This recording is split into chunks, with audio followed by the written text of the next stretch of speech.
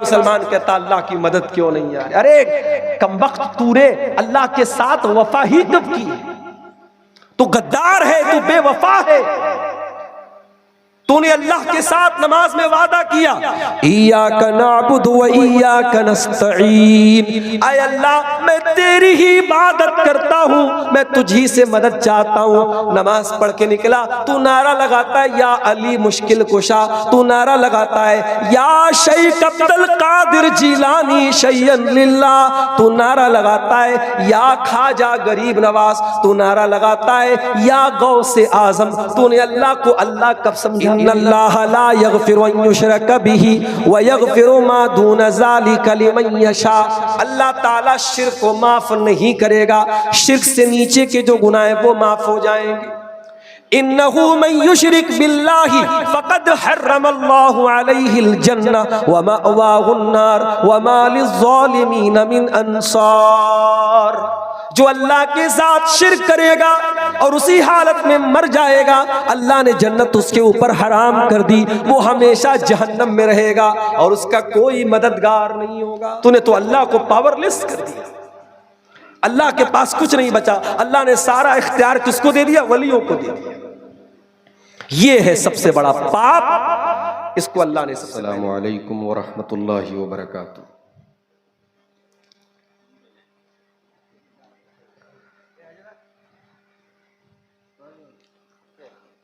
अल्हम्दुलिल्लाह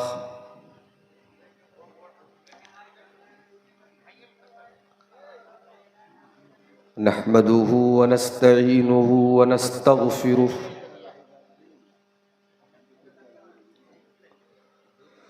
व नऊज़ु बिल्लाहि मिन शुरूरि अनफुसिना व मिन सय्यिआति अअमालिना, मन यहदिहिल्लाहु फला मुदिल्ल लहु व मन युद्लिल फला हादिय लहु, व अशहदु अन ला इलाहा इल्लल्लाहु वहदहु ला शरीक लहु व अशहदु अन्न मुहम्मदन अब्दुहु व रसूलुहु। या अय्युहल्लज़ीना आमनुत्तक़ुल्लाह हक़्क़ तुक़ातिह वला तमूतुन्न इल्ला व अंतुम मुस्लिमून। या अय्युहन्नासुत्तक़ू रब्बकुमुल्लज़ी ख़लक़कुम मिन नफ़्सिन वाहिदह व ख़लक़ मिन्हा ज़ौजहा व बत्त मिन्हुमा रिजालन कसीरन व निसाअ वत्तक़ुल्लाहल्लज़ी तसाअलून बिही वल अरहाम इन्नल्लाह काना अलैकुम रक़ीबा। या अय्युहल्लज़ीना आमनुत्तक़ुल्लाह व क़ूलू क़ौलन सदीदा युस्लिह लकुम अअमालकुम व यग़फिर लकुम ज़ुनूबकुम व मन युतिइल्लाह व रसूलहु फ़क़द फ़ाज़ फ़ौज़न अज़ीमा। अम्मा बाद फ़इन्न ख़ैरल हदीथ किताबुल्लाह व ख़ैरल हदी हदी मुहम्मदिन सल्लल्लाहु अलैहि वसल्लम व शर्रल उमूरि मुहदसातुहा व कुल्ल मुहदसतिन बिदअह व कुल्ल बिदअतिन ज़लालह व कुल्ल ज़लालतिन फिन्नार। अऊज़ु बिल्लाहि मिनश शैतानिर रजीम। बिस्मिल्लाहिर रहमानिर रहीम। वक़ज़ा रब्बुका अल्ला तअबुदू इल्ला इय्याहु व बिल वालिदैनि इहसाना इम्मा यबलुगन्न इंदकल किबरा अहदुहुमा औ किलाहुमा फला तक़ुल लहुमा उफ़ वला तन्हरहुमा वक़ुल लहुमा क़ौलन करीमा वक़्फ़िद लहुमा जनाहज़्ज़ुल्लि मिनर रहमह वक़ुर रब्बिरहमहुमा कमा रब्बयानी सग़ीरा।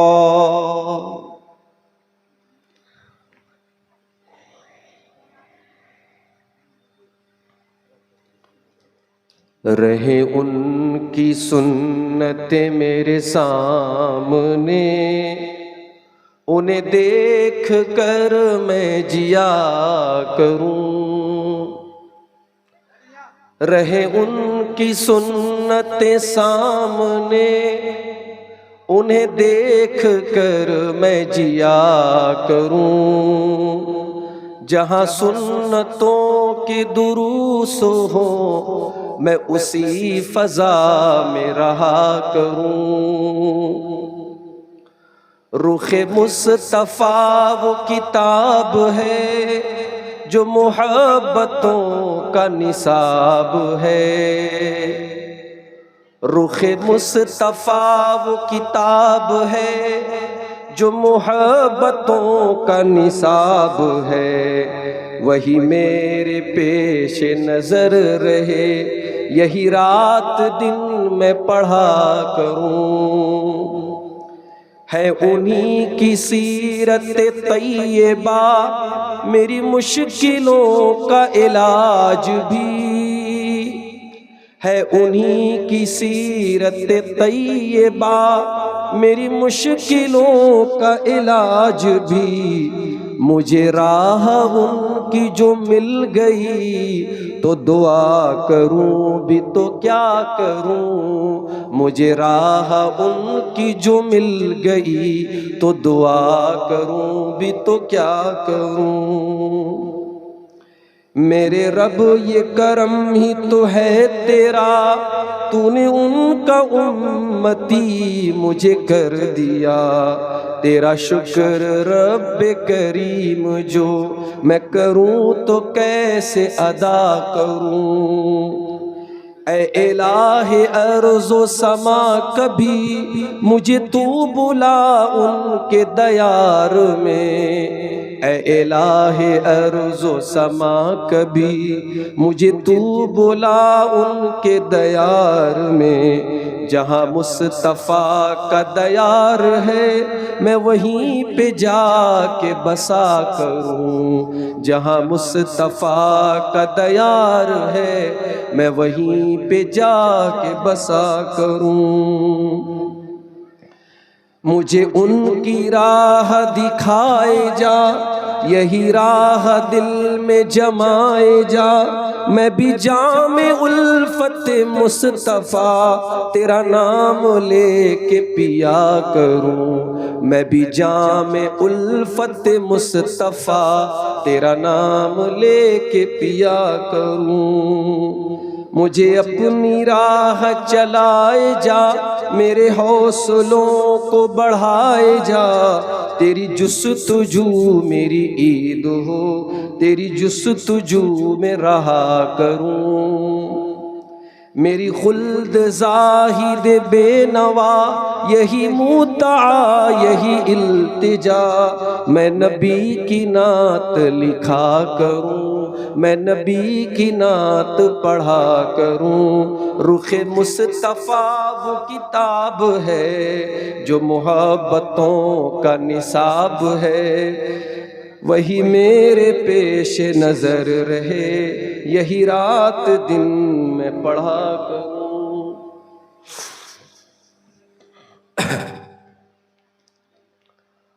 मोहतरम उलमाए किराम,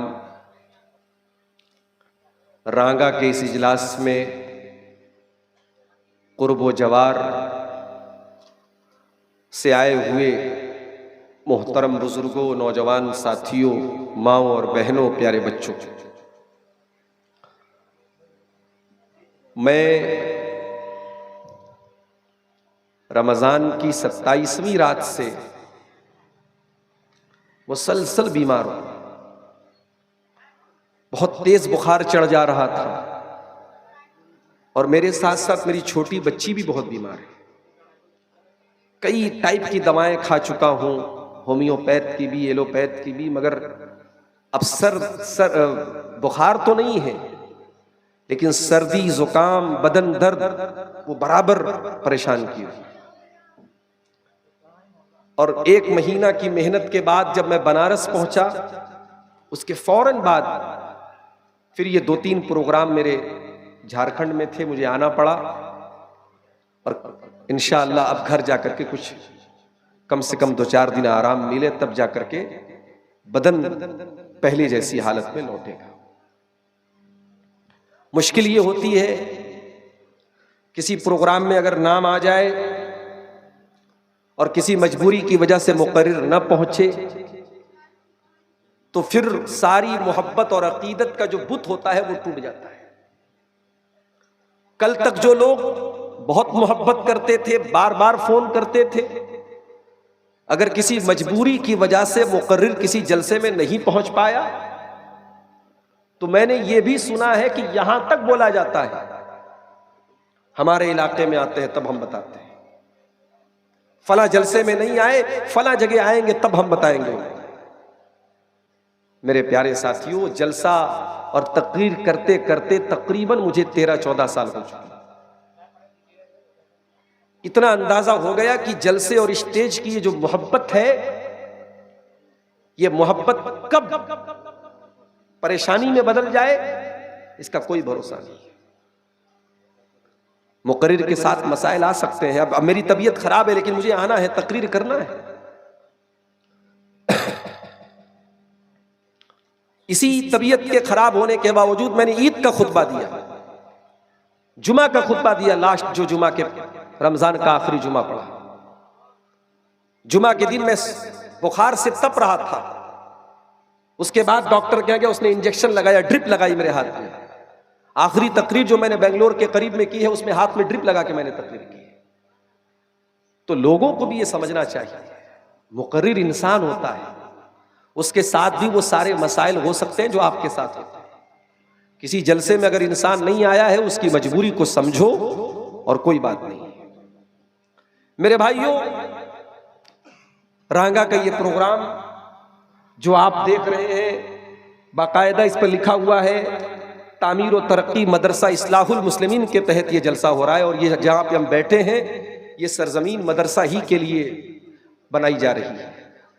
हम अल्लाह से दुआ करते हैं रब्बुल आलमीन जल्द से जल्द यहाँ एक शानदार मदरसा हम सबको बनाने की तौफीक दे। और जिन भाइयों ने इसमें बिल्डिंग मटेरियल्स दिए हैं, चंदा दिया है, ताउन दिया है, अल्लाह सबके ताउन को कबूल फरमाए। और जो भाई अभी तक हमारे इस कार्य खैर में हिस्सा नहीं लिए हैं, पीछे रह गए हैं, मैं उनसे अपील करूँगा कि अल्लाह के वास्ते ये आपकी आखिरत का इन्वेस्टमेंट है। दुनिया में आपने बहुत इन्वेस्टमेंट किया होगा, जन्नत के लिए और आखिरत के लिए अगर कुछ बनाना चाहते हैं, ये मदरसा है जहाँ बच्चे पढ़ेंगे, दीन की तालीम हासिल करेंगे। और इलाके में ज़रूरत भी है ऐसे मदरसे की, इसलिए इस मदरसे की ज़मीन में और इसकी बिल्डिंग में आप ज़रूर ताउन करें। अल्लाह ताला आप सबको इसकी तौफीक अता फरमाए। मेरे भाइयों, हम और आप अभी ईद उल फित्र के त्यौहार से फारिग हुए। हमारे दो ही त्यौहार हैं, एक ईद उल फित्र है, एक ईद उल अज़हा है। और हमारे दोनों त्यौहार बहुत ही साफ सुथरे त्यौहार हैं। हमारे किसी त्यौहार में न नाच गाना है, न दूसरे की इबादत गाह के सामने जाकर के डांस करना है, न शराब पीना है, न हंगामा करना है, न किसी को गाली देना है। हमारा दोनों त्यौहार बहुत ही पाक साफ त्यौहार। ईद का त्यौहार आया, दुनिया के करोड़ों मुसलमान ईदगाह पहुंचे। हुकूमत ने उत्तर प्रदेश में आदेश जारी कर दिया, सड़क पे नमाज नहीं पढ़ सकते। मुसलमान ने कानून नहीं तोड़ा। मुसलमान पलट के पूछ सकता था। सारे मजहब वालों के लिए सड़क पर इबादतें हो सकती हैं, जुलूस निकल सकते हैं, यात्राएं निकल सकती हैं।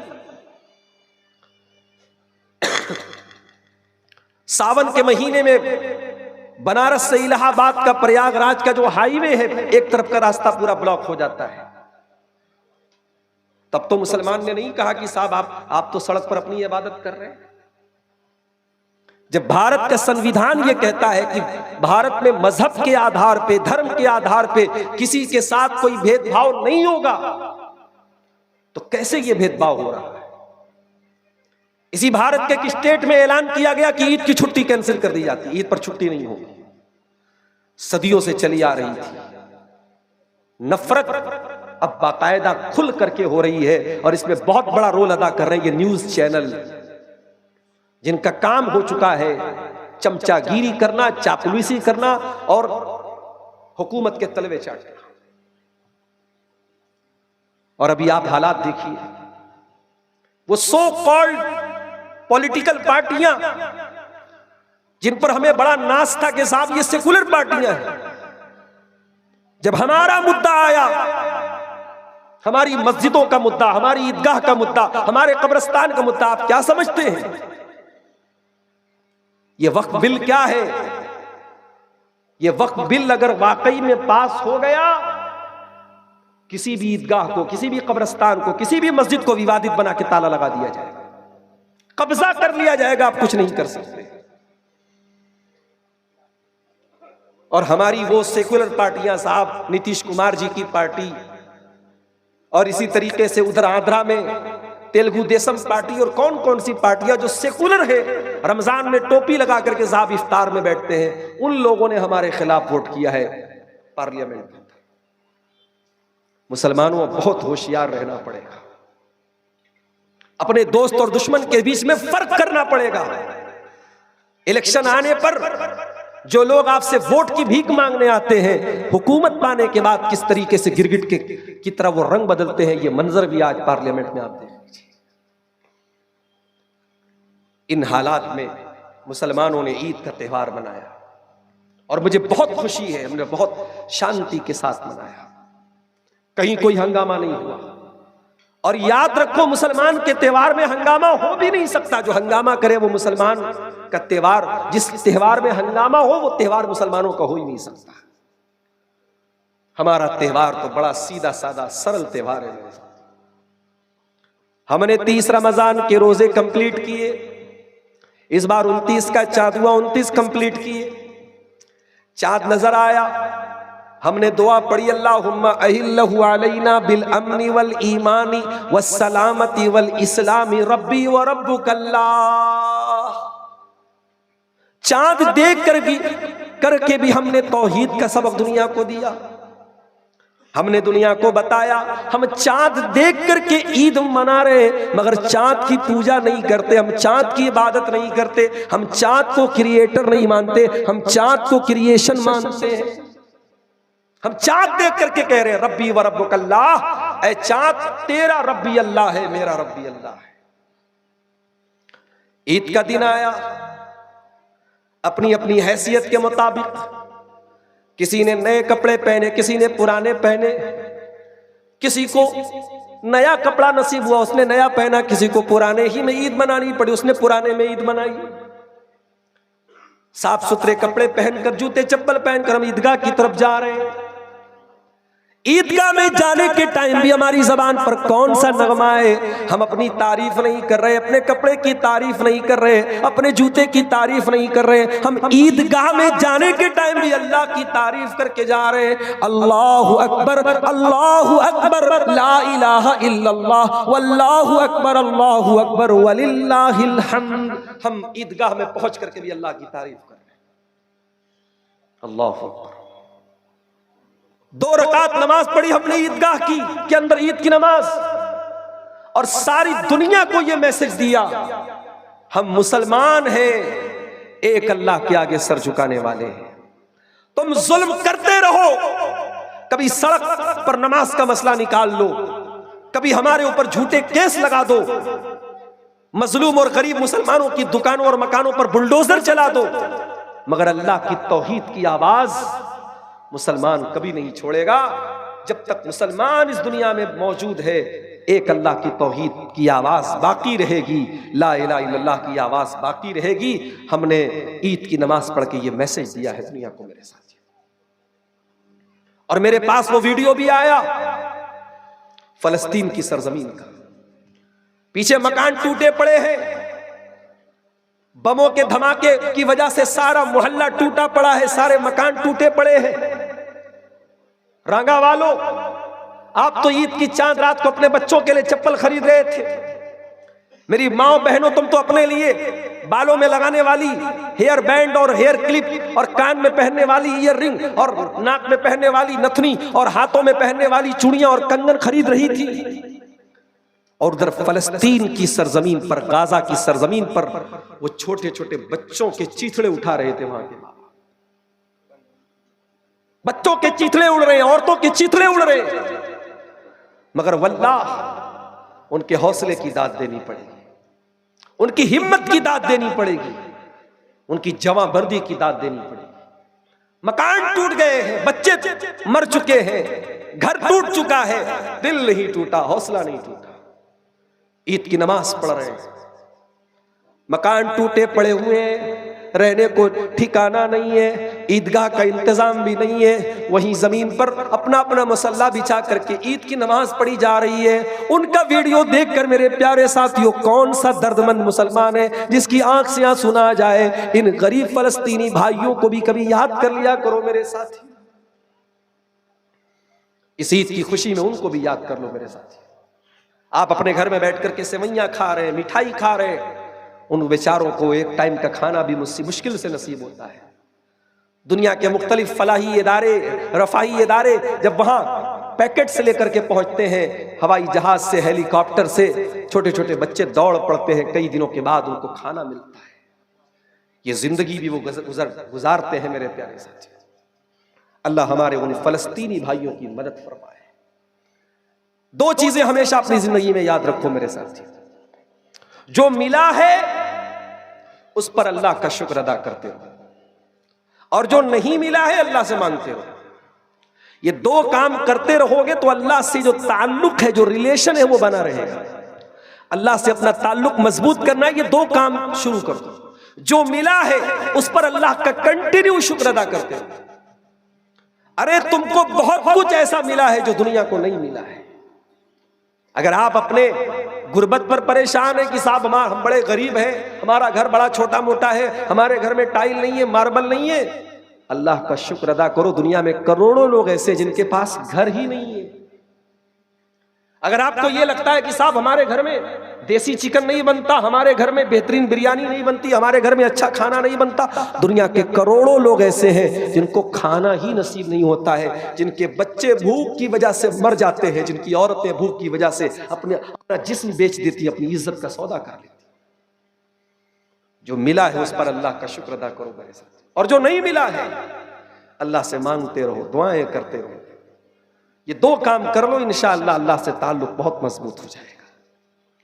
आज की तकरीर में मैं आपके सामने कुरान के 15वें पारे से सूरे बनी इसराइल की आयत नंबर 23 से लेकर के 29 तक अल्लाह ताला ने 15 बातें बयान की।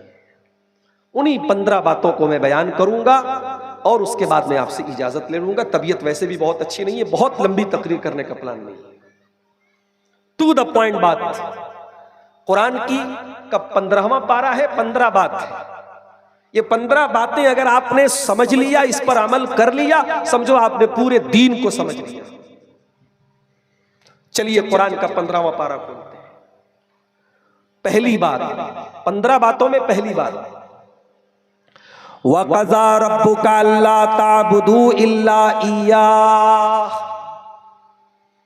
तुम्हारे परवरदिगार का यह फैसला है कि इबादत करो तो अल्लाह की करो, अल्लाह के साथ किसी को शरीक न करो, अल्लाह का मकाम किसी और को न दो, अल्लाह के सिवा किसी और के आगे हाथ न फैलाओ, अल्लाह के सिवा किसी और के आगे सर न झुकाओ।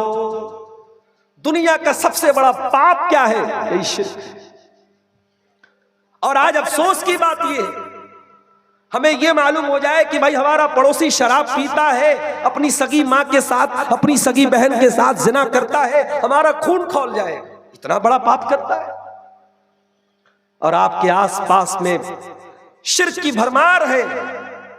कहीं कब्र पे सजदा हो रहा है, कहीं सूअर की इबादत हो रही है, कहीं कुत्ते की इबादत हो रही है, कहीं शर्मगाह की इबादत हो रही है, कहीं पत्थर के आगे हाथ जोड़ा जा रहा है, और आपको कोई फर्क नहीं पड़ता। जबकि जिना से बड़ा पाप शिर्क करना है।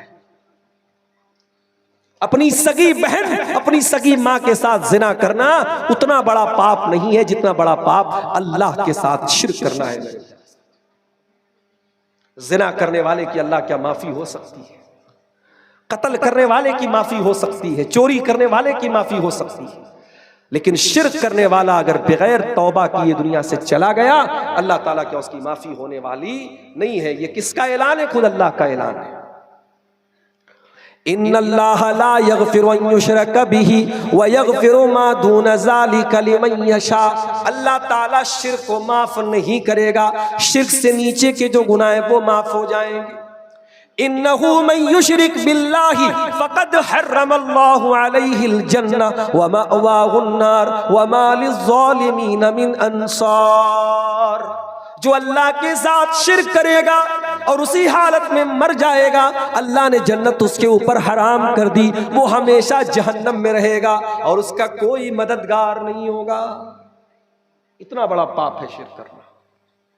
मुसलमानों, आज कितने करोड़ मुसलमान हैं जो तौहीद का मतलब भी नहीं जानते, शिर्क का मतलब ही नहीं जानते। आप पाकुड़ में रहते, शायद आपको बहुत चीजें ना मालूम हो।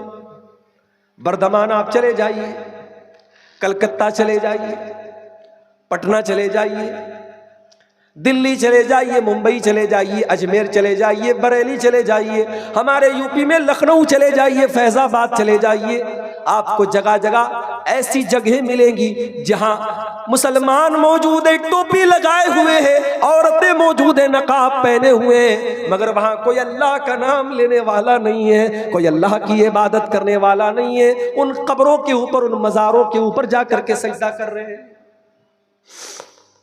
जिस अमल पर अल्लाह के नबी ने लानत की है अपने इंतकाल के टाइम, जिस अमल के बारे में नबी ने इंतकाल के टाइम कहा, लानल्लाहुल यहूद वन नसारा इत्तखज़ू कुबूर अंबियाइहिम मसाजिद। अल्लाह की लानत हो यहूद और नसारा के ऊपर, उन्होंने अपने नबियों की कब्रों को के ऊपर सजदा करना शुरू कर दिया।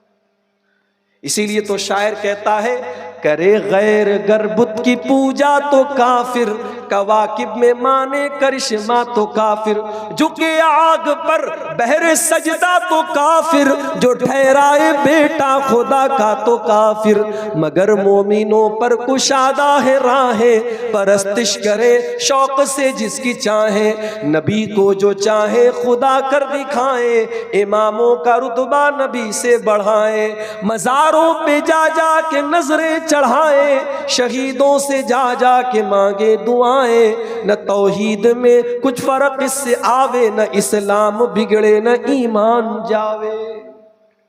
ये है मुसलमान का। उसके बाद मुसलमान कहता अल्लाह की मदद क्यों नहीं आई? अरे कमबख्त, तूने अल्लाह के साथ वफा ही कब की?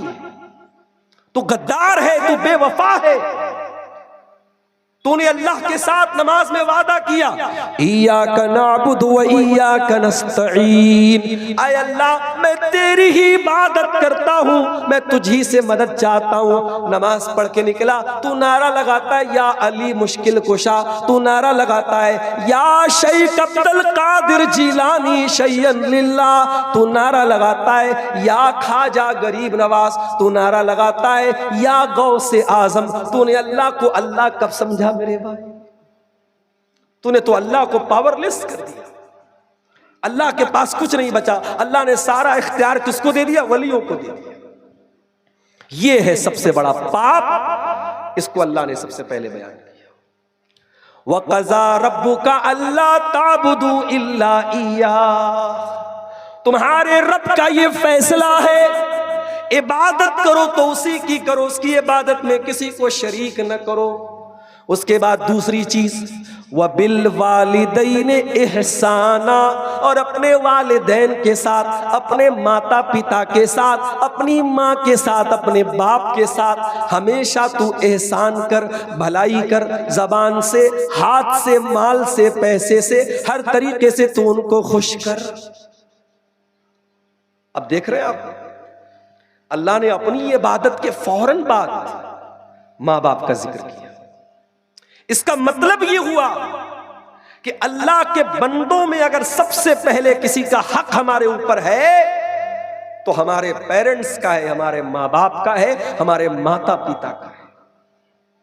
आप समाज के लिए बहुत अच्छे हैं, पूरा रंगा आपकी तारीफ कर रहा है कि साहब बहुत अच्छा इंसान है। आपकी माँ आपके बारे में क्या बोलती है? आपका बाप आपके बारे में क्या बोलता है? अब आप कहेंगे मौलाना साहब कभी कभी हम लोग गलत नहीं होते तब भी हमारे माँ बाप हमको बुरा भला बोलते हैं।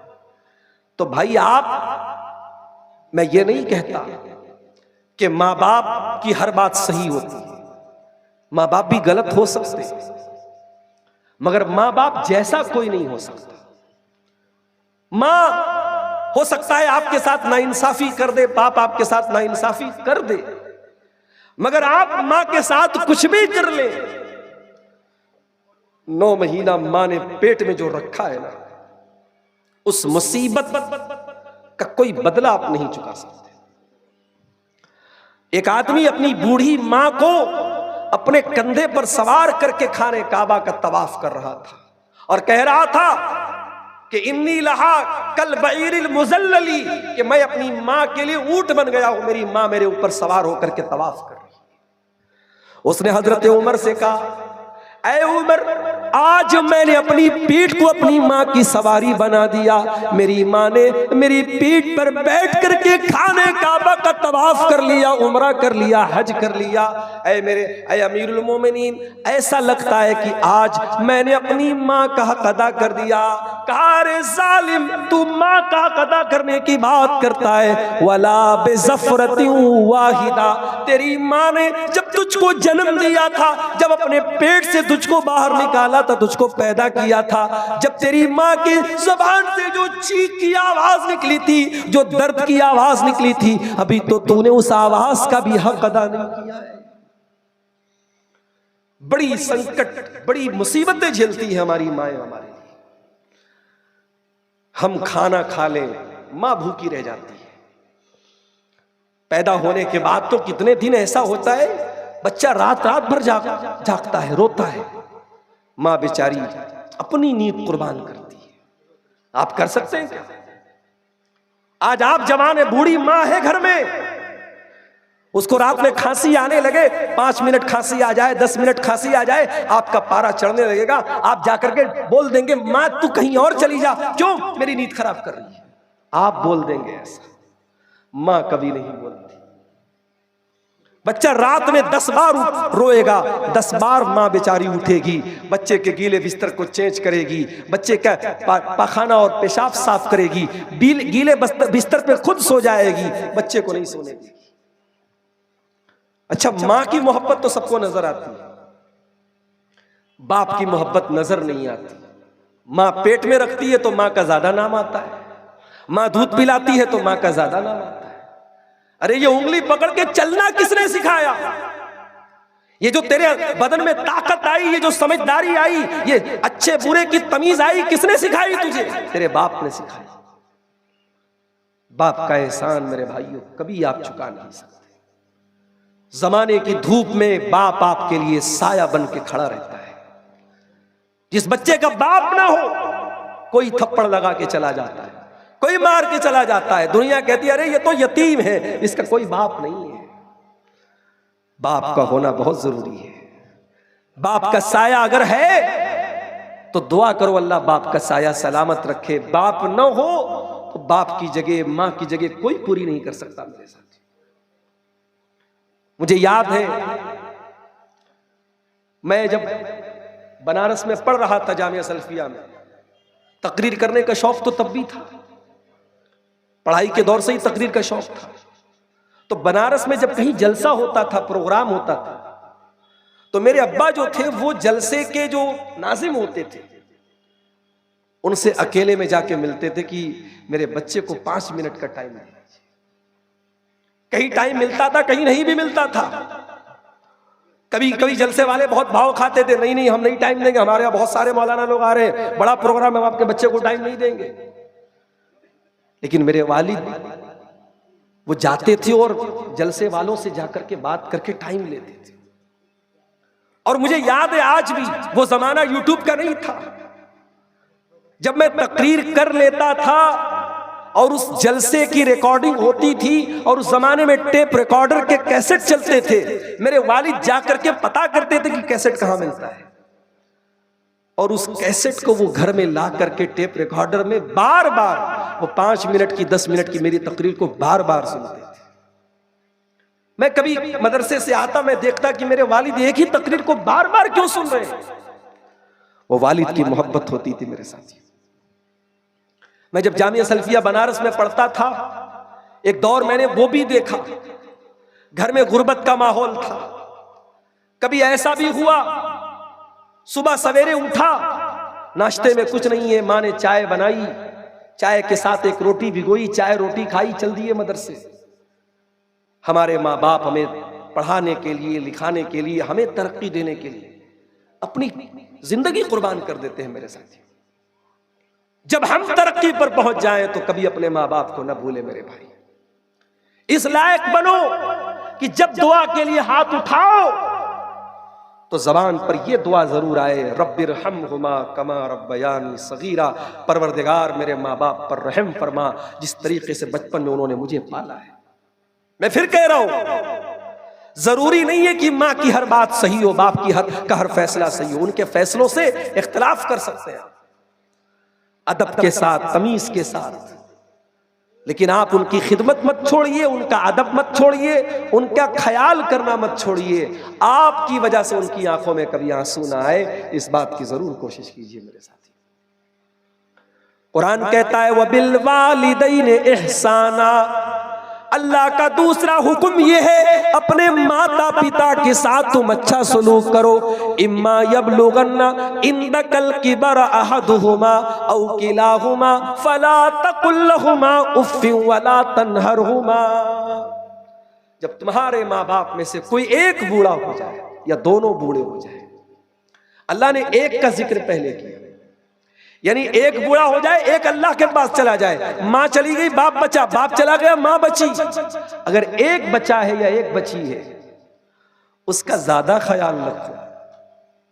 कल दोनों थे, कोई कमी हुई, कोई बेशी हुई, दोनों ने एक दूसरे के साथ सुख दुख बांट लिया। अब माँ चली गई, बाप अकेला बचा, बाप किससे बोलेगा? बाप चला गया, माँ बची, माँ को तकलीफ हुई, माँ किससे बोलेगी? अकेले बैठ करके आंसू बहाएगी। तो जो अकेला बचा है, कुरान उसका पहले जिक्र करता है, इम्मा यबलुगन्ना इंदकल किबरा अहदुहुमा, जब तुम्हारे माता पिता में से कोई एक बूढ़ा तुमको मिल जाए या दोनों बुढ़ापे में मिल जाए, फला तकुल लहुमा उफ्फिन, तो उनको उफ भी न कहना, उनको उफ भी न कहना। वला तनहरहुमा, उनको डांटना नहीं। वकुल लहुमा कौलन करीमा, उनसे अदब से बात करना, तमीज से बात करना। अल्लाह ने ये नहीं कहा अच्छे तरीके से बात करना, अल्लाह ने कहा कौलन करीमा, यानी तुम्हारी बात इतनी प्यारी हो कि तुम्हारी बात करीम बन जाए। करीम बोलते हैं अरबी में एक्सीलेंट को, इसको हिंदी में बोल सकते सर्वोत्तम, बंगला में भी आप बोल सकते सबसे भालो, सबसे अच्छी। यानी तुम्हारा जो वक्तव्य है अपने माँ के साथ, अपने बाप के साथ, तुम्हारा जो बोलने की शैली है, तुम्हारा जो बोलने का अंदाज है, तुम्हारी जो बात है, तुम्हारी जो वॉइस है, आवाज है, वो हमेशा सॉफ्ट होनी चाहिए अपनी माता के साथ, अपने पिता के साथ। उसके बाद फरमाया वक़्फ़िज़ लहुमा जनाहज़्ज़ुल्लि मिनर रहमा, और अपने माँ के लिए, अपने बाप के लिए हमेशा अपने आप को बिछा देना, अपने आप को डाउन कर लेना, अपने आप को नीचा कर लेना। माँ से ऊंचा बनने की कोशिश न करना, बाप से ऊंचा बनने की कोशिश न करना। कभी ऐसा भी होता है, बेटा ज्यादा पैसा कमा लेता, बाप से बोलता अरे आपने क्या किया है? मैंने सब बनाया है। अरे तूने सब बनाया, तुझको किसने पैदा किया? तेरे सर में जो ये दिमाग आया, ये दिमाग तुझको किसने दिया? वो बाप है तेरा। तो जितनी भी तरक्की कर ले, तू उसका बेटा ही रहेगा। इसलिए कभी बाप से सुपीरियर बनने की कोशिश न करो, मां से कभी सुपीरियर बनने की कोशिश न करो।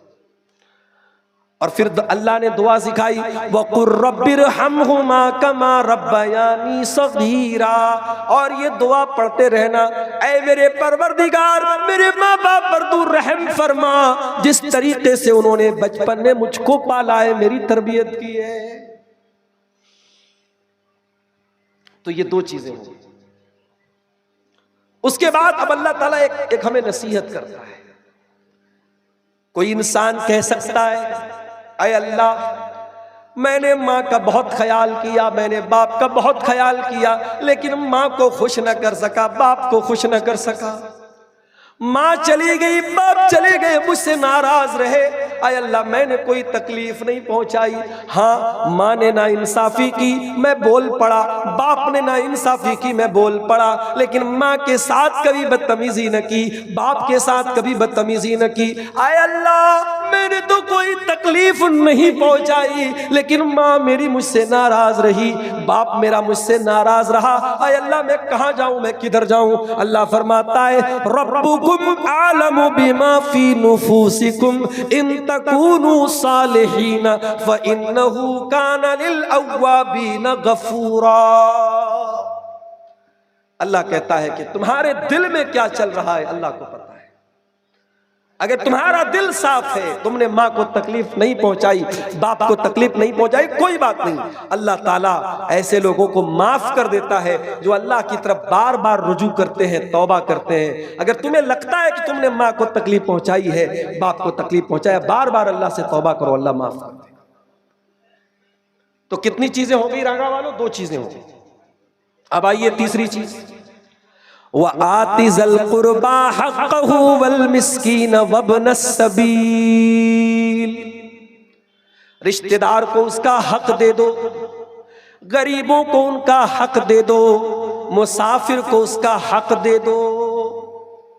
आपको अल्लाह ने दौलत से नवाजा, आपका कोई रिश्तेदार है बेचारा बहुत परेशान है, आप आला बिल्डिंग में रहते हैं, आपका वो गरीब दोस्त, गरीब रिश्तेदार छोटे से मकान में रहता है, मकान जर्जर हो चुका है, मकान गिरने वाला है, टूटने वाला है, वो आपके पास आता, हाजी साहब अल्लाह ने आपको बहुत नवाजा है, मैं आपके चाचा का बेटा लगता हूं, मैं फूफी का बेटा लगता हूं, मामा का बेटा लगता हूं, मैं आपका रिश्तेदार हूं।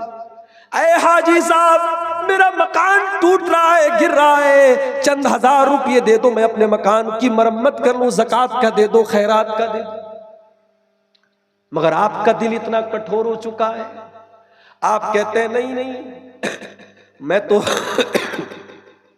ज़कात दे चुका हूं, मैं मदरसों में ज़कात देता हूं, यतीमों को ज़कात देता हूं, मस्जिदों की मदद करता हूं, मगर मैं अपने रिश्तेदार को नहीं देता। याद रखो मेरे प्यारे साथियों, अगर ऐसा है तो ये बहुत गलत है। अपनी ज़कात और खैरात जब निकालिए, सबसे पहले अपने रिश्तेदारों में देखिए, और जो ज़रूरतमंद हो उसको ज़कात पहले दीजिए, उसको सदका पहले दीजिए। और मैं ये भी बता दूं, जरूरी नहीं है कि आप ज़कात की रकम बता करके दे लो, भाई ज़कात दे रहा हूं, जरूरतमंद है ले जाके दो, लो भाई कपड़ा ले लेना, बच्चों के लिए चप्पल ले लेना, ईद का त्योहार आ रहा है, बस ये कह के दे दो। आप ज़कात में उसको लिख लो, मगर सामने वाले को बताना नहीं कि ये ज़कात है, जरूरी नहीं है बताना। कुरान कहता अपने रिश्तेदारों को अपना माल दो।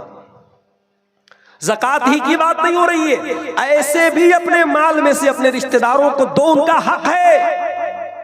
वल मिस्कीन, और गरीबों को दो, वब्न सबील, और जो मेहमान तुम्हारे घर में आए, ओ मेरी प्यारी माँ बहनों, कभी मेहमान का नाम सुन करके तुम्हारे माथे पर बल न पड़ जाए। मेहमान जब तुम्हारे घर में आता है, अल्लाह का शुक्र अदा करो, अगर नेक मेहमान आया है तो तुम्हारे घर में रहमत लेकर के आया है। वो शायर का बड़ा मशहूर शेर है, अल्लाह मेरे रिस्क की बरकत न चली जाए, अल्लाह मेरे रिस्क की बरकत न चली जाए, 2 रोज से घर में कोई मेहमान नहीं है। जिस घर में मेहमान नहीं आते उस घर से बरकतें खत्म हो जाती है मेरे साथ।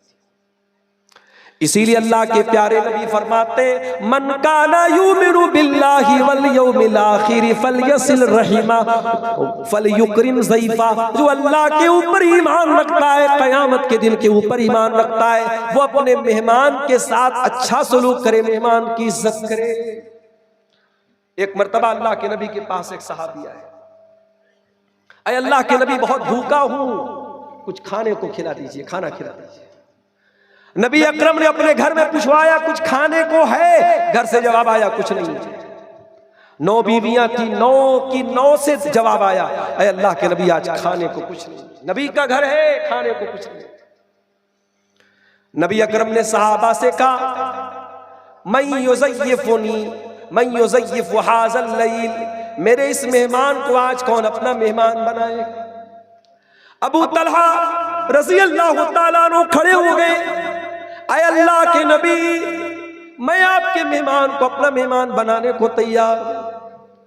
घर में जाके पूछा भी नहीं कि सालन कितना बना है, रोटी कितनी बनी है, भात कितना बना है, खाना कितना बना है, कुछ नहीं पूछा, मेहमान को लेकर के पहुंच गए। बीवी से कहा कि रसूल का मेहमान लेके आया। बीवी ने कहा, ऐ मेरे सरताज, आज तो खाना बहुत कम है, हम लोगों के खाने पर भी नहीं, सिर्फ बच्चों के खाने पर का खाना। हाय हाय, दिल हो तो ऐसा हो, कलेजा हो तो ऐसा हो, जज्बा हो तो ऐसा हो।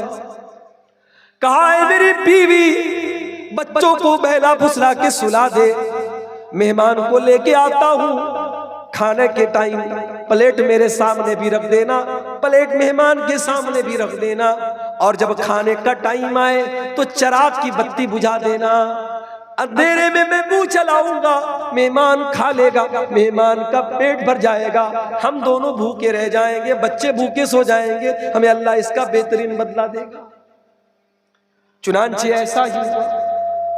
अबू तलहा मेहमान को लेकर के आए, बीवी ने बच्चों को सुलाया, अबू तलहा ने खाली प्लेट सामने रखा, खाने वाली प्लेट मेहमान के सामने रखा, चिराग की बत्ती बुझा दी, मेहमान ने खाना खा लिया, पेट भर गया, अल्लाह का शुक्र अदा किया। सुबह हुई, हजरत अबू तलहा अल्लाह के नबी के पास आए। अल्लाह के नबी ने फरमाया, है अबू तलहा, तुम्हारे बीवी के अमल पर और तुम्हारे अमल पर अल्लाह ताला बहुत खुश हुआ है। और कुरान की आयत नाजिल हो गई, वयुतिरूना अला अनफुसिहिम वलौ कान बिहिम खसासा। मेरे नबी के सहाबा अपना हक कुर्बान करके दूसरों की मदद करते हैं। उनको अपनी हाजत होती है, मगर अपनी हाजत को कुर्बान करके दूसरों की मदद करते हैं। ये जज्बा अपने अंदर पैदा कीजिए मेरे साथ। कभी कभी सवाल आता है, मौली साहब मेरा फला रिश्तेदार है, बहुत बदतमीजी करता है, क्या करूं, रिश्ता तोड़ दूं?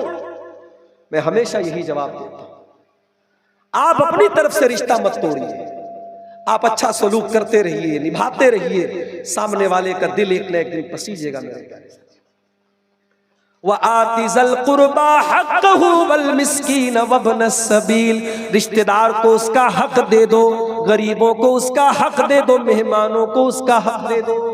ये हो गई तीसरी चीज। चौथी चीज, वला तुबज़्ज़िर तबज़ीरा, और ऐ मुसलमान तू फजूल खर्ची न किया कर, इन्नल मुबज़्ज़िरीन कानू इख़वान शयातीन, फजूल खर्ची करने वाले शैतान के भाई हैं। वकान शैतानु लिरब्बिही कफूरा, और शैतान अपने रब का बहुत बड़ा नाशुक्रा है। शैतान बहुत बड़ा नाशुक्रा है। अच्छा, फजूल खर्ची को अल्लाह ने शैतान करने वाले को शैतान का भाई क्यों कहा? तो शैतान क्या चाहता है? शैतान यही चाहता है कि आपका पैसा शराब पे खर्चा हो, आपका पैसा सिगरेट पर खर्चा हो, आपका पैसा गुटखे पर खर्चा हो। आपका शैतान कभी नहीं चाहता कि आपके बच्चे अच्छा कपड़ा पहने, अच्छा खाना खाएं, आपकी बीवी अच्छा कपड़ा पहने। अपने बीवी बच्चों पर खर्च करना, अपने ऊपर खर्च करना, ये फजूल खर्ची नहीं है। अल्लाह की राह में देना, मस्जिद में देना, मदरसे में देना, ये फजूल खर्ची नहीं है। हराम जगह पर 1 रुपया भी खर्च करना फजूल खर्ची है, याद रखिए। अल्लाह ने कहा फजूल खर्ची करने वाले शैतान के भाई। उसके बाद 5वीं चीज फरमाया, इम्मा तुरिज़न अन्हुम इब्तिगा रहमतिन मिर रब्बिका तरजूहा फकुल लहुम क़ौलन मैसूरा। और ऐ मेरे बंदे, तेरे घर में कोई साइल आया, कोई मांगने वाला आया, तेरे पास इतनी ताकत नहीं है कि तू उसकी मदद कर सके, तो उसको डांटना नहीं, उसको झिड़कना नहीं, उसको भगाना नहीं, उसको नरमी से कहना, भाई अभी मेरे पास नहीं है, कभी होगा मैं आपकी जरूर मदद करूंगा, उससे नरमी से पेश आना। फकुल लहुम क़ौलन मैसूरा, उससे अच्छे से बात कर। अल्लाह, माल देने का तरीका भी अल्लाह ने बताया, और देने के लायक नहीं है तो मना कैसे करेंगे, मना करने का तरीका भी अल्लाह ने बता दिया।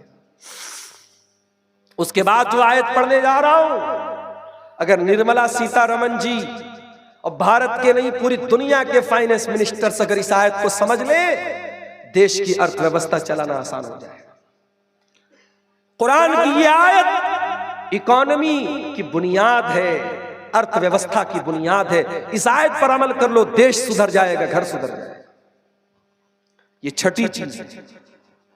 वला तजअल यदक मगलूलतन इला उनुकिका वला तबसुतहा कुल्लल बस्ति फतक़उद मलूमन महसूरा। अल्लाह ने फरमाया, अपने हाथ को अपनी गर्दन से लगा के न रख, अपने हाथ को अपनी गर्दन से बांध के मत रख, कंजूस न बन, बखील न बन। वला तबसुतहा कुल्लल बस्ती, और अपना पूरा हाथ मत फैला दे, वरना जलील होकर के थक हार के बैठना पड़ेगा। क्या मतलब ये है कि देश के पास पैसा नहीं है तो बिला वजह कर्जा मत लो। घर में पैसा नहीं है, अपने शौक और जरूरतों को मुख्तसर करो, न तो कंजूस बनो और न ही लिमिट के बाहर खर्च करने वाले बनो। दरमियान का रास्ता अपनाओ, बीच का रास्ता। 1992 में हमारा भारत बहुत बड़े फाइनेंशियल क्राइसिस से गुजर रहा था। डॉक्टर मनमोहन सिंह जैसे इकोनॉमिस्ट ने अगर उस वक्त देश को ना संभाला होता तो लोग कहते हैं कि भारत कई सौ साल पीछे चला जाता। भारत का इतिहास हमेशा शुक्रिया अदा करेगा डॉक्टर मनमोहन सिंह का। उन्होंने ऐसे वक्त में देश की अर्थव्यवस्था को संभाला था जब देश बहुत ही नाजुक दौर से गुजरा। मेरे भाइयों, अर्थव्यवस्था को संभालना है तो ये दो उसूल अल्लाह ने बताए, ना तो कंजूस बनो। आज हमारे भारत देश में हमारी मौजूदा सरकार, लोग सवाल नहीं करते, नेता सवाल नहीं करते, करना चाहिए कि हमारी सरकार शिक्षा पर कितना पैसा खर्च करे। अगर आप इंटरनेट पर जाकर के रिकॉर्ड देखेंगे, रिपोर्टें देखेंगे, तो भारत में दिन ब दिन शिक्षा पर जो खर्च होता था वो खर्च कम हो रहा है। इसलिए जो नई नस्ल पैदा हो रही है, जाहिल और अनपढ़ और अंधभक्त पैदा हो रही है, और मजहब का नशा लोगों के सर पे चढ़ के बोल रहा है। तो कुरान कहता है कि कंजूस भी मत बनो, बखील भी मत बनो। अब यहां पर एक सवाल पैदा हुआ, ऐ अल्लाह, मेरे गांव में एक हाजी साहब बहुत बड़े नमाजी हैं, उनका मकान बहुत छोटा है, बहुत कम पैसा कमाते हैं, और एक आदमी शराबी है, जानी है, चोर है और करोड़ों में खेल रहा है। ऐ अल्लाह, जिसको तू पैसा दे रहा है क्या तू उससे खुश है, और जो गरीब है तू उससे नाराज है? अल्लाह ने कहा नहीं, ऐसा नहीं। इन्ना रब्बका यबसुतुर रिज़्क़ लिमन यशाउ व यक़दिर इन्नहु काना बिइबादिही खबीरन बसीरा। अल्लाह ताला रोजी को जैसे चाहता है बांटता है, जिसके ऊपर चाहता है रोजी को तंग कर देता है, जिसके ऊपर चाहता है रोजी को कुशादा कर देता है। बड़े पढ़े लिखे, बड़े जीनियस लोग उतना पैसा नहीं कमा पाते, और बड़े अनपढ़ लोग, जाहिल लोग, गंवार लोग बड़ा बड़ा पैसा कमा लेते हैं। अल्लाह ज्यादा बेहतर जानता है अपने बंदों में से किसको क्या देना है। इसलिए रोजी रोटी की बुनियाद पर यह फैसला नहीं हो सकता कि अल्लाह इससे राजी है, इससे नाराज है। यह फैसला इंसान के अमल से होगा, इंसान के अकीदे से होगा, इंसान के ईमान से। तो कितनी चीजें हो गई? गालिबन 6 या 7 चीजें होंगी। आगे बढ़िए। नंबर 8, वला तक़तुलू औलादकुम खशियत इमलाक। और ऐ ईमान वालों, अपनी औलाद को फाका कशी के डर से कभी कत्ल न करना। नहनु नर्ज़ुकुहुम व इय्याकुम, हम तुमको भी रोजी देते हैं, तुम्हारी औलाद को भी रोजी देते हैं। इन्ना क़त्लहुम काना ख़ितअन कबीरा, औलाद का कत्ल बहुत बड़ा गुनाह है। आज औलाद कत्ल हो रही है कि नहीं हो रही है? आज भी हो रही है। 1400 साल पहले भी हो रही थी, आज भी हो रही थी। 1400 साल पहले भी इसीलिए हो रही थी, क्या खाएगी, आज भी इसी डर से कत्ल कर देते कि साहब कैसे खाए, क्या खाए। अरे तू थोड़ी खिलाता है, तेरी जो औलाद पैदा होती है उस औलाद को अगर तू ये समझता है कि तू खिलाता है तो कुरान का फैसला सुन ले। अल्लाह कह रहा है तुम्हें भी खिलाने वाले हम हैं और उन्हें भी खिलाने वाले हम। औलाद का कत्ल बहुत बड़ा पाप है मेरे साथी, लेकिन हाँ 5-5, 6-6 बच्चे पैदा कर लेना और उनको जमाने के रहमो करम पे छोड़ देना, ना पढ़ाई लिखाई पर तवज्जो, ना उनके खाने पीने पर तवज्जो, ना उनकी परवरिश पे तवज्जो। कोई इधर भाग रहा है, कोई चोर बन रहा है, कोई डाकू बन रहा है, लड़कियां इधर भाग रही हैं, लड़के उधर भाग रहे हैं। ऐसी औलाद, ज्यादा औलाद पैदा करना ये कोई फजीलत की बात नहीं।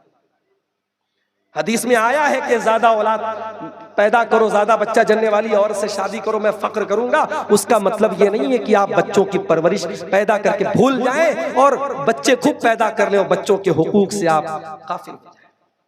मैं कई ऐसे लोगों को जानता हूं, 8-8 बच्चियां हैं, जवान जवान बेटियां हैं, लड़कियां काम करती हैं तब घर चलता है। साहब बेचारे रात में घर लौटते हैं, खाली हाथ जाते हैं, खाली हाथ लौटते हैं, उनका काम बस बच्चे पैदा करना है। माफ करना मेरे साथी, ये मुनासिब बात नहीं है। बच्चे आपने पैदा किए हैं, वो आपकी जिम्मेदारी है, आप मेहनत करें, आप बच्चों पर तवज्जो दें, बच्चों की परवरिश पे तवज्जो दें, उनकी पढ़ाई पे तवज्जो दें। उसके बाद फरमाया वला तक़रबुज़्ज़िना इन्नहु कान फ़ाहिशतन व साअ सबीला। ये नवा हुक्म है कुरान का, ज़िना के करीब न जाना। इन्नहु कान फ़ाहिशतन, ये बड़ा गंदा काम है, व साअ सबीला, और बहुत बुरा रास्ता है। अल्लाह ने रास्ता कहा, रास्ता क्यों कहा? रास्ते में जाना भी होता है, आना भी होता है। ऐ ज़िना करने वाले, तू ज़िना के जिस रास्ते पे चल के जा रहा है, कल तेरे घर भी कोई चल के उसी रास्ते पर आएगा। तू दूसरों की इज्जत लूट रहा है, कल तेरी इज्जत कोई लूटेगा। ज़िना के करीब न जाओ। और एक बात बोलूं, इस दौर का सबसे बड़ा फितना ये शर्मगाह का फितना बनता चला जा रहा है। इतनी तेजी से आपकी नौजवान नस्ल ज़िना की तरफ रागिब हो रही है, आप सोच नहीं सकते। इंस्टाग्राम, फेसबुक, स्नैपचैट, व्हाट्सएप, ये सारे सोशल मीडिया के प्लेटफॉर्म इल्लीगल रिलेशनशिप, नाजायज ताल्लुकात को बनाने का एक बहुत बड़ा अड्डा बनते चले जा रहे हैं। वजह क्या है? इंटरनेट के जरिए परोसा जा रहा है, सेक्स को परोसा जा रहा है। इंटरनेट पर भरमार ऐसे कंटेंट की, इंस्टाग्राम पर कई करोड़ फॉलोवर हैं उन लड़कियों के जिनका काम सिर्फ अपने जिस्म की नुमाइश करना है। उनके इंस्टा के अकाउंट पर कोई कंटेंट नहीं है सिवाय गंदगी और उड़ियानी। वो औरत ऐसे तो दुनिया में नहीं आगी, उसका कोई माँ भी होगी, कोई बाप भी होगा, कोई भाई भी होगा, कोई परिवार भी होगा। उसका परिवार कहां चला गया?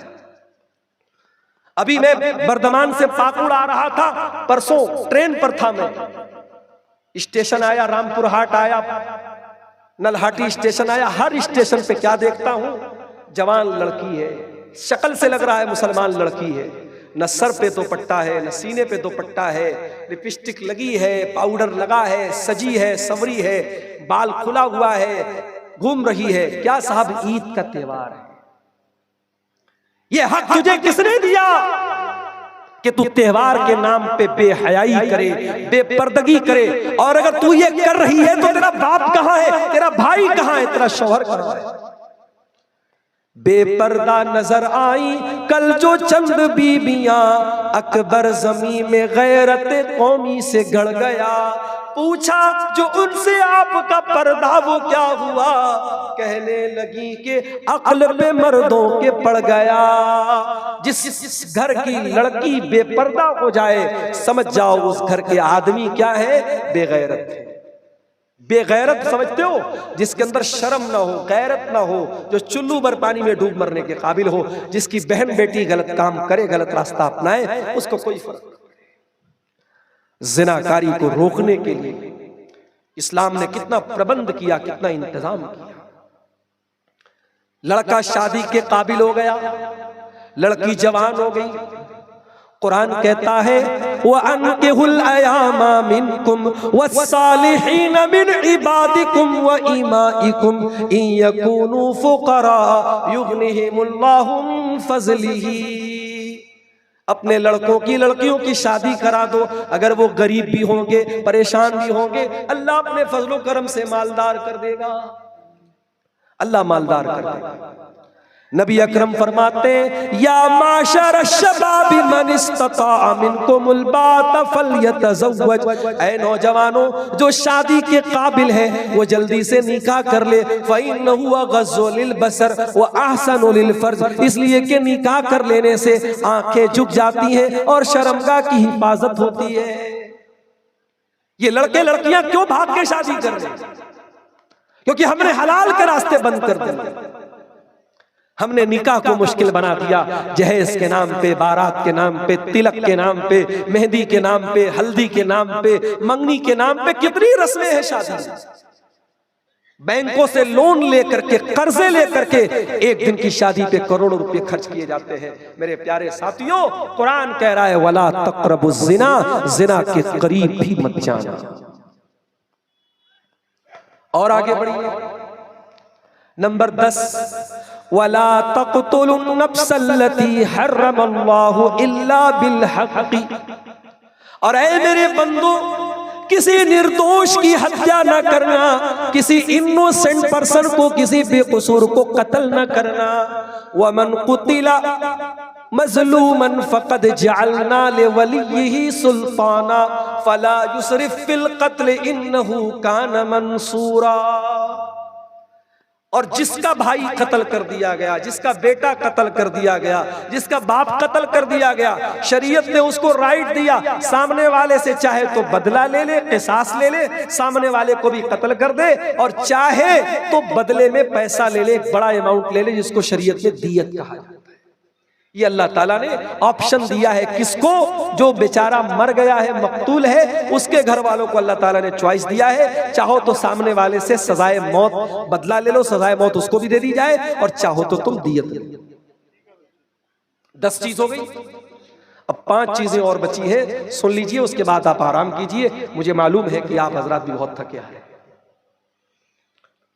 फरमाया वला तक़रबू मालल यतीमी इल्ला बिल्लती हिया अहसन, और यतीम के माल के करीब भी न जाना।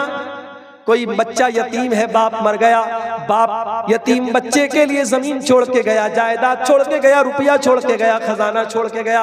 अब यतीम के माल पे नाजायज कब्जा न कर लेना, यतीम के माल के करीब न जाना। हत्ता यबलुग अशुद्दा, यहां तक कि वो यतीम बच्चा जवान हो जाए, जवान हो जाए, उसका माल उसके हवाले कर दो। यतीम का माल अपने पेट में न डालो मेरे साथी। आज दुनिया में बहुत सारे एनजीओज हैं जो यतीमों के हुकूक की बात करते हैं, मगर यतीम का पैसा डकार जाते हैं। याद रखो, यतीम का पैसा अगर नाजायज तरीके से कोई डकारेगा, कुरान कहता है इन्नल्लज़ीना याकुलूना अमवालल यतामा ज़ुल्मन इन्नमा याकुलूना फ़ी बुतूनिहिम नारा। जो लोग यतीम का माल नाजायज तरीके से खा जाते हैं, वो अपने पेट में जहन्नम की आग भरते हैं। वसयस्लौना सईरा, और ऐसे लोग भड़कती हुई जहन्नम की आग में डाले जाएंगे।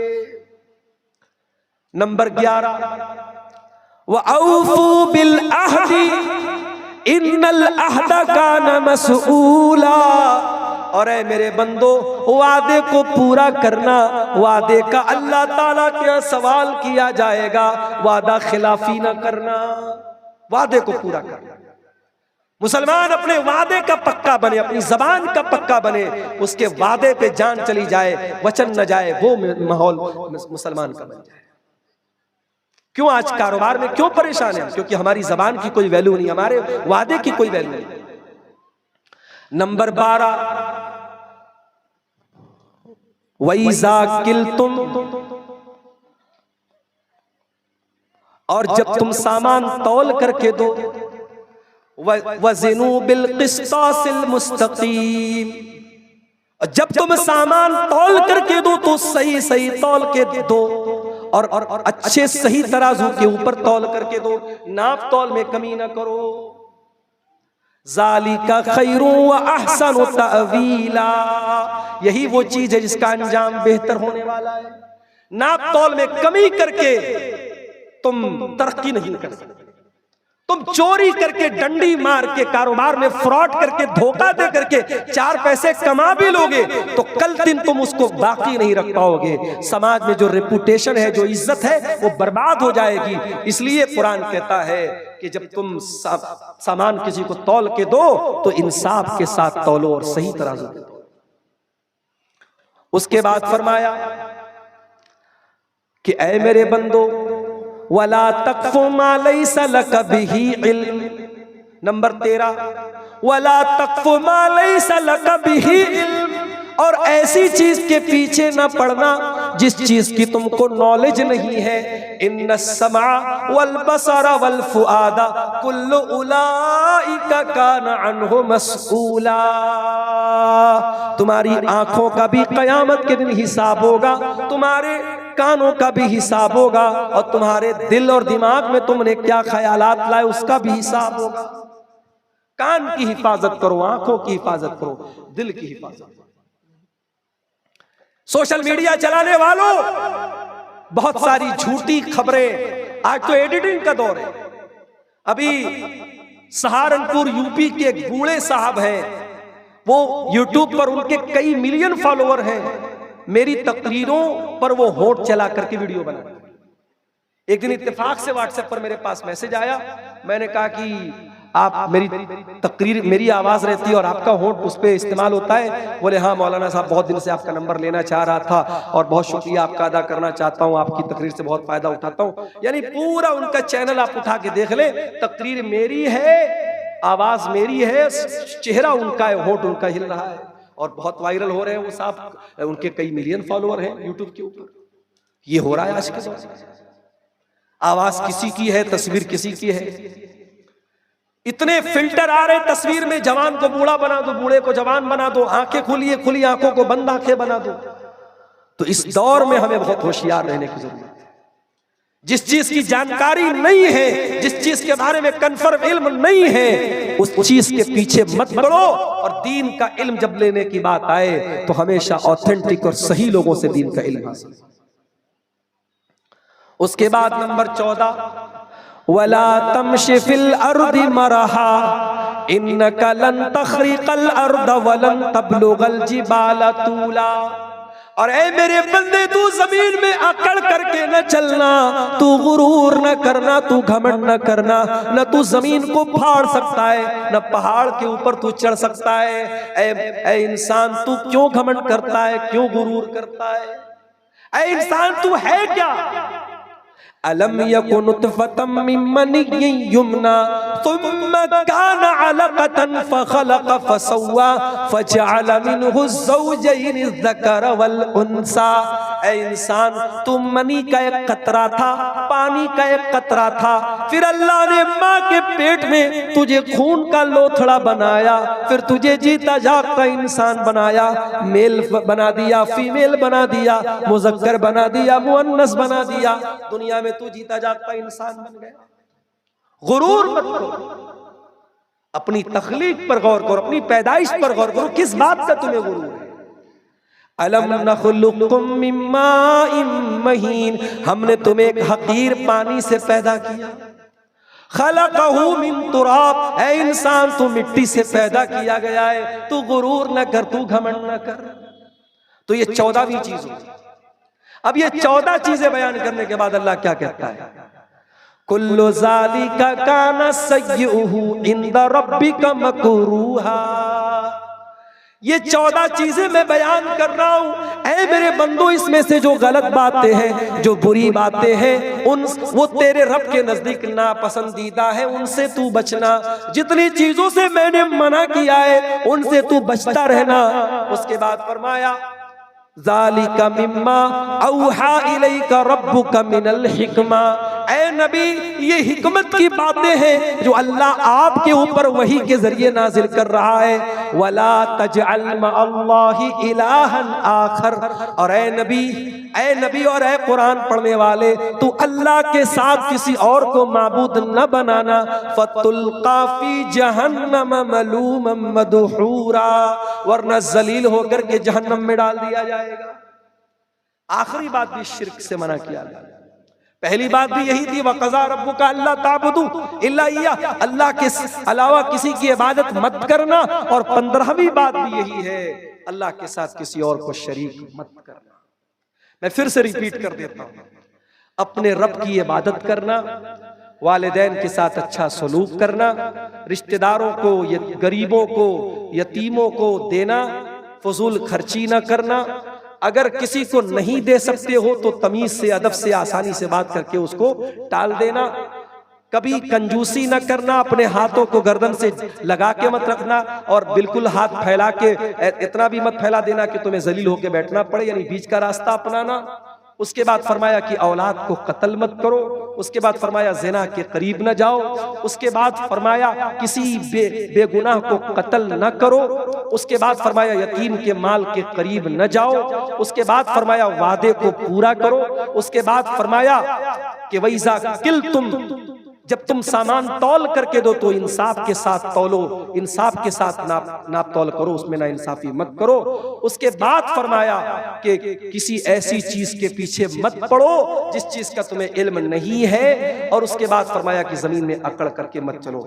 और आखिरी बात ये फरमाया कि ऐ मेरे बंदो, अल्लाह के साथ किसी को शरीक मत करो। ये 15 बातें हैं। आप कुरान का 15वां पारा खोलेंगे, आयत नंबर 23 से लेकर के 29 तक अल्लाह ताला ने ये 15 बातें बयान की हैं। इन 15 बातों में अकीदा भी आ गया, अखलाक भी आ गया, ईमान भी आ गया, हमारे समाज की इस्लाह भी हो गई, हमारे अमल की भी इस्लाह हो गई, हमारे अकीदे की भी इस्लाह हो गई। इन 15 बातों को अगर हम अपना ले मेरे प्यारे साथियों, मैं समझता हूं कि हमारी नजात के लिए यही काफी है।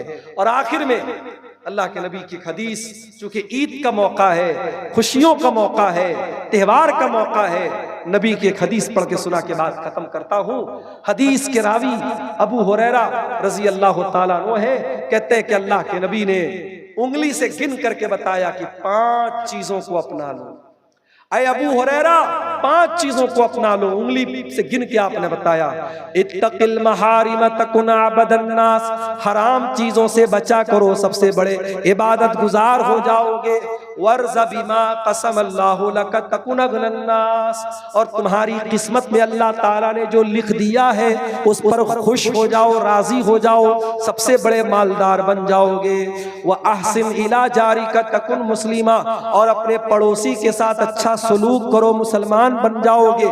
व अहिब्बा लिनफ्सिका मा तुहिब्बु व अहिब्बा लिअखीका मा तुहिब्बु लिनफ्सिका तकुन मोमिना, और जो अपने लिए पसंद करते हो अपने भाई के लिए पसंद करो, मोमिन बन जाओगे। और 5वीं चीज, बड़े गौर से सुनिएगा, अल्लाह के नबी फरमाते हैं 5वीं चीज जिसको अपनाना जरूरी है, वला तुक्सिरि ज़िहिका, और बहुत ज्यादा हंसा न करो। फ़इन्न कसरत ज़िहिकी तुमीतुल क़ल्बा, ज्यादा हंसने से दिल मुर्दा हो जाता है, ज्यादा हंसने से दिल मुर्दा हो जाता है। कभी कभार हंसी मजाक हो गया, हमेशा चुटकुलेबाजी करना, लतीफे सुनाना और जोक सुनाना और हंसना हंसाना, ये ठीक नहीं है। इंसान को सीरियस होना चाहिए, संजीदा होना चाहिए। तो मेरे अजीजों, मैंने 15 नसीहतें कुरान की बयान की और 5 बातें मैंने आपको अल्लाह के नबी की बयान की। इन 20 बातों पर अगर हम अमल कर लें, इंशाअल्लाह हमारी नजात के लिए काफी होगा। तबीयत की खराबी के बावजूद जो बातें मैंने आपके सामने रखी है, अल्लाह से दुआ करता हूँ रब्बुल आलमीन इन बातों पर हम सबको अमल की तौफीक अता फरमाए। रब्बुल आलमीन हमारी कमियों और कोताहियों को माफ फरमाए। रब्बुल आलमीन हमारी नेकियों को जो रमजान में हमने किया है कबूल फरमाए। अल्लाह इस मदरसे के इजलास को, जिस मदरसे के लिए आज का ये प्रोग्राम रखा गया है, अल्लाह मदरसे को दिन दूनी रात चौगुनी तरक्की अता फरमाए। अल्लाह जब तक दुनिया में जिंदा रखे, इस्लाम पर जिंदा रखे और हम सब का खात्मा ईमान पर हो। आमीन। रब्बना तक़ब्बल मिन्ना इन्नका अंतस समीउल अलीम व तुब अलैना इन्नका अंतत तव्वाबुर रहीम। व सल्लल्लाहु तआला अला नबीना मुहम्मद व अला आलिहि व सहबिहि अजमईन। वस्सलामु अलैकुम व रहमतुल्लाह।